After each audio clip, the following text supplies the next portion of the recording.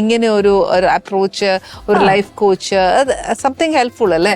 എല്ലാ അമ്മമാർക്കും ചെയ്യാൻ പറ്റാത്ത ചില കാര്യങ്ങൾ ചെയ്യാൻ പറ്റുക എന്ന് പറയുന്നത് സംതിങ് ഗ്രേറ്റ് അല്ലേ? ഐ ഷുഡ് ഹാവ് അങ്ങനെ ഇനീഷ്യേറ്റീവ് എടുക്കുന്ന ഒരു ജനറേഷൻ ആണ് ഇപ്പൊ ഉള്ളത്. ഇപ്പൊ ഒരുപാട് മദേഴ്സ് ഉണ്ട്. അപ്പൊ നമുക്ക് അങ്ങനെ പേരന്റിങ് കമ്മ്യൂണിറ്റീസ് ഉണ്ട്, അങ്ങനെ സംസാരിക്കുന്ന ആളുകളുണ്ട്. അപ്പോൾ ഡിഫറെന്റ് ആയിട്ടുള്ള എങ്ങനെ കുട്ടികൾക്കൊരു അത് നമുക്ക് ജനറേഷൻസ് ആയിട്ട് കൈമാറി കിട്ടിയിട്ടുള്ള ചില ട്രോമകൾ എങ്ങനെ കുട്ടികൾക്ക് കിട്ടാതിരിക്കാം എന്നുള്ള തരത്തിൽ ഹാൻഡിൽ ചെയ്യുന്ന ആൾക്കാരുണ്ട്.